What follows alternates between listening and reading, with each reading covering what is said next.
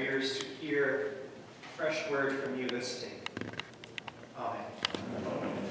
Please be seated. I've been thinking about animals a lot lately. You might find that random, but I'll explain in a few moments. But I found a couple of short little jokes that my kids like, so be prepared. Why did the octopus beat the shark in a fight? Because the octopus was well armed. I told you to be prepared. I knew those girls were. One more. Two silkworms got into a fight in a tie. Anyways, Lauren and I are enjoying the fact that they're still at an age where they find that kind of corny humor hilarious, and we'll see how much longer it lasts. But I have been thinking about animals and nature and creation on the whole lately. As I shared a few weeks ago, I've begun watching these documentaries on Netflix. They're called Planet Earth. And they just released Planet Earth 2. So I don't know if any of you have watched them. I don't watch a ton of documentaries, to be honest, but I'm finding myself really gripped by these ones. And in part because of the new technology and drones and high-def cameras and everything else, they get up close with animals and in vivid ways that we've never seen before. It's quite amazing. And in these episodes and these documentaries, they're filled with incredible footage of the habitats and the environments as well, and the truly unique animals that survive in the most extreme circumstances. The scenery is breathtaking, and I find even the stories of survival can be quite heartwarming. But I have to admit that nothing gets my blood pumping more watching this show than when two mighty animals suddenly square off in a battle for survival. I don't know what that says about me, but I have to admit it's quite exciting to see it. And at one point there's a battle between two wild stallions for survival around a water hole, and whoever would win would win the harem of the other stallion as well as be able to keep his own. There's also a fascinating capturing of a giraffe who's up against a pride of lions who are desperate and who are hungry. And I know what you're thinking, that poor giraffe didn't stand a chance, but no, the giraffe actually fended them off and outran them all. And it was amazing to see him be able to withstand them. But what I was most surprised by was this really interesting fact that in Brazil, deep in the forests of Brazil, it can rain so much there that forest can transform into a river for 6 months of the year. And that river is 10 meters deep.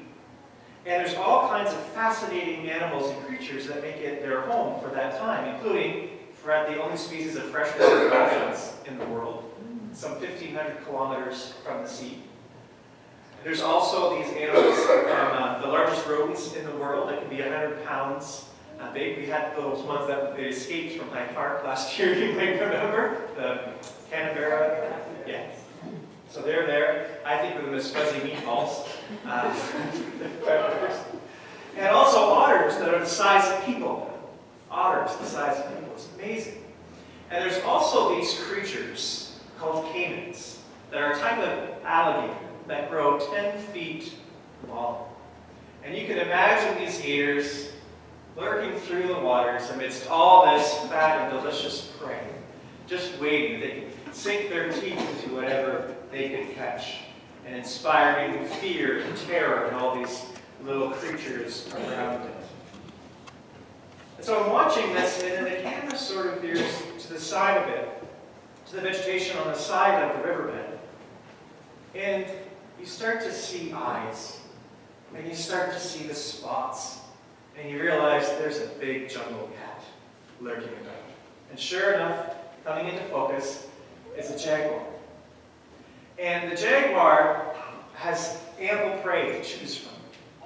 It can take whatever it wants, these large rodents and otters and fish and all kinds of things that are there.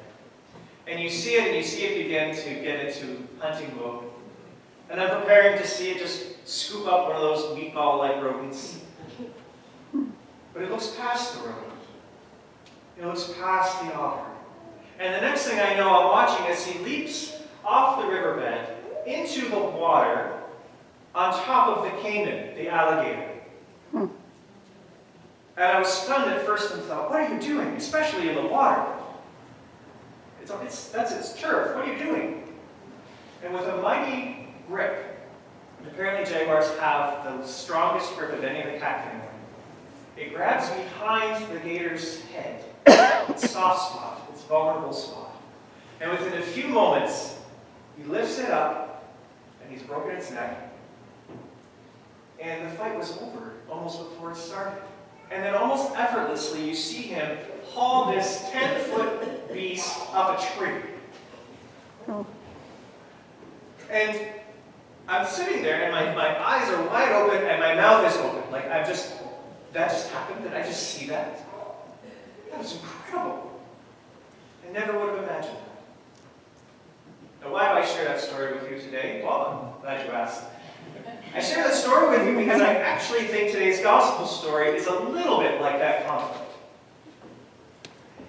Now, we are still near the beginning of Mark's account of the good news of Jesus Christ. We've been reading for a few weeks now from Mark chapter 1. John the Baptist appears, baptizes Jesus, the divine voice from heaven affirms Jesus as the Son of God, and the Spirit drives Jesus into the wilderness. The first disciples have been called, and now the stage has been set. And now it's time for a good fight scene. Jesus is in Capernaum, a fishing village on the northwest shore of the Sea of Galilee. And remember, of course, that Jesus is from the Galilee area, and through Mark's Gospel, we are carried along with him on his journey and with the disciples from this region of Galilee to Jerusalem.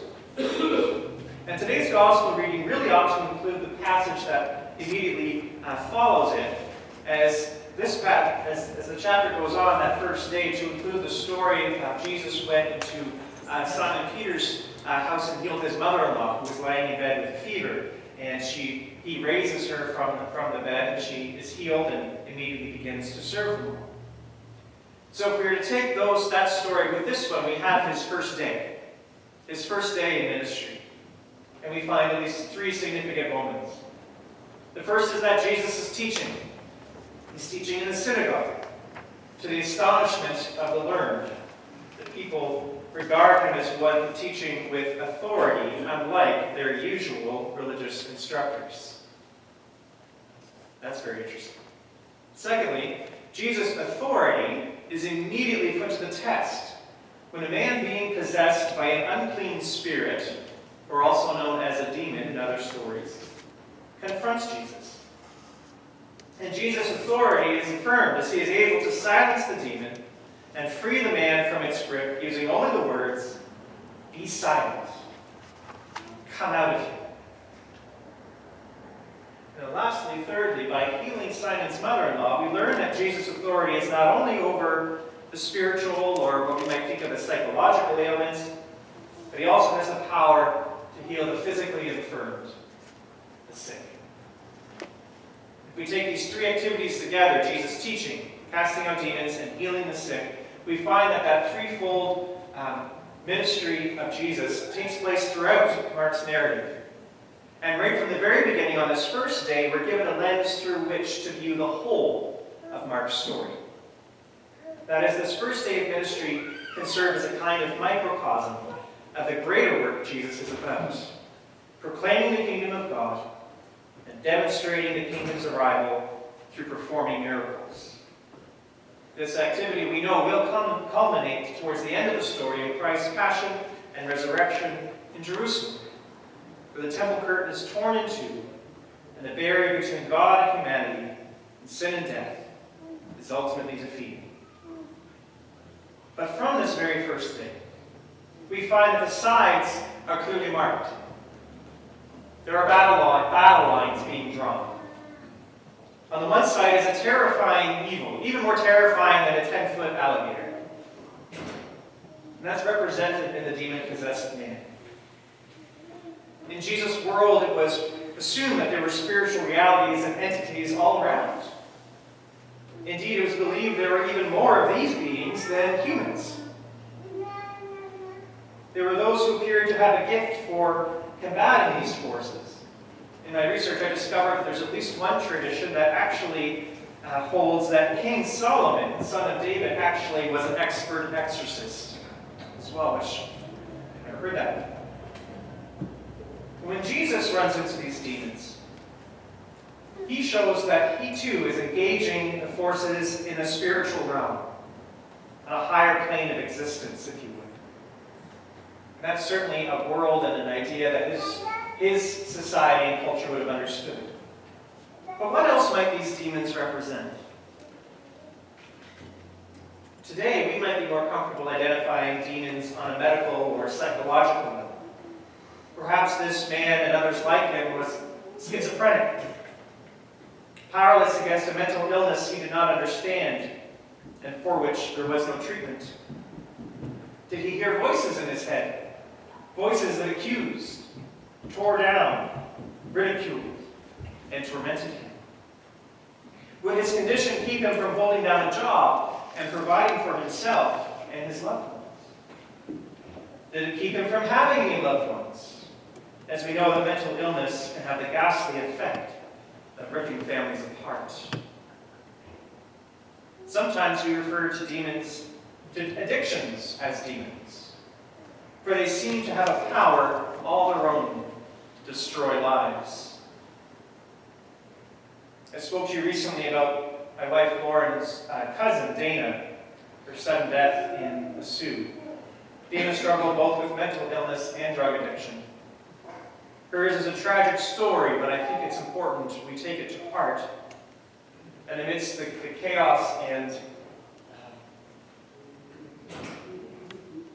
mess that her apartment was, Lauren and her family found some of Dana's journals. And she articulates and talks about her struggle with her demon of choice, cocaine. I want to read for you an excerpt from the letter that she wrote in this journal. Dear cocaine, because of your dirty addiction, you made me sick. I never want to touch you again.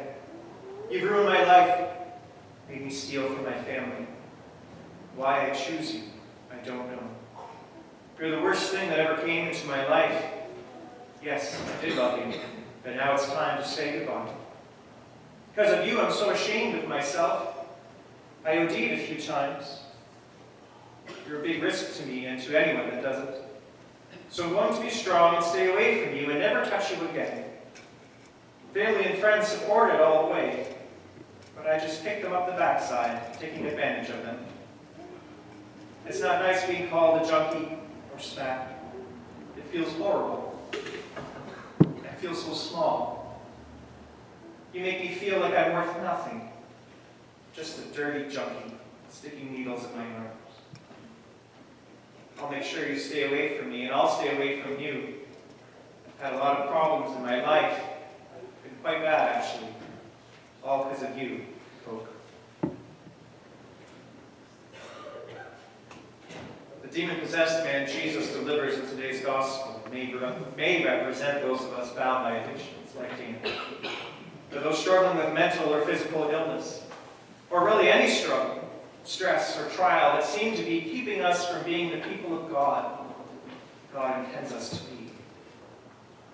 For the man in the story, his demons represented a force so great and so dark that no one dared confront him. Perhaps this is why the unclean man seemed unimpeded in a synagogue, a place where no unclean person certainly would have been allowed. And like that 10-foot alligator lurking in the river waters, seeking what it may devour, evil is relentless in its efforts to seek, to kill, and to destroy. This evil may be personified in demons and the devil, but more widely, this is a cosmic force that manifests in the particular of our everyday lives. And the good news is this: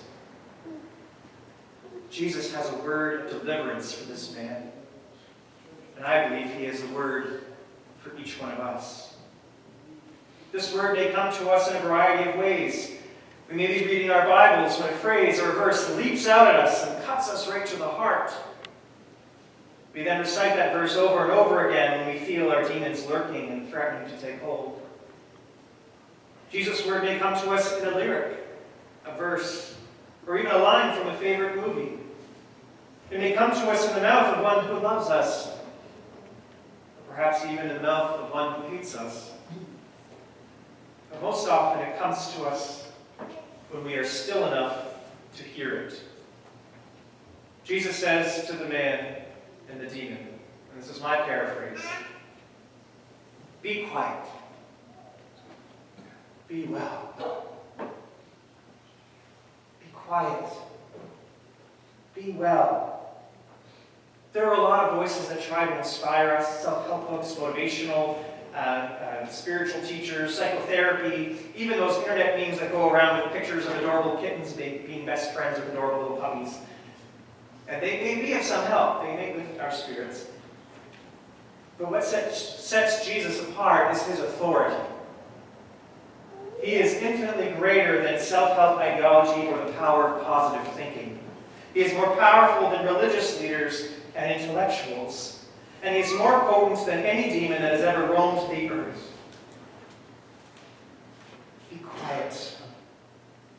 Be well. Have you ever received a word like this from Jesus? I'll close in sharing this.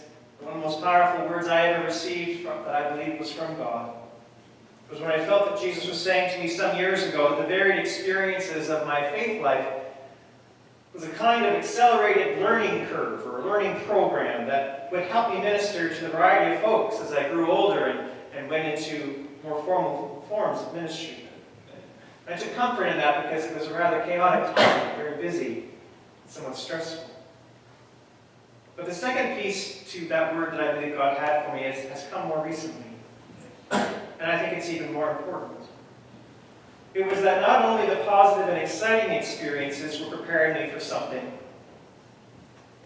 but it was the struggles and many faceted challenges that we face with its own kind of accelerated learning program. And it will be of even more use for God's work in my life. And suddenly those voices screaming out inside my heart and mind, those parts that are crying out, "Life's not fair," and "Why doesn't God give you this?" and "Why can't you have that?" Suddenly all those voices accusing me of my failings, and those voices that would cause me to despair, were silenced. Suddenly that word, "Be quiet and be well," cemented that word that God had for me. I think we can all relate to this poor man who was afflicted and tortured by his demons. So if you can relate to him this morning, let Jesus' words to him be a fresh word to you. Let it calm the hostile voices in your heart and mind, soothe your fears and anxieties, and give you the hope you need. For like that jaguar in the forest, Jesus is indeed victorious. And in fact, it's not really a contest. Be quiet. Be well.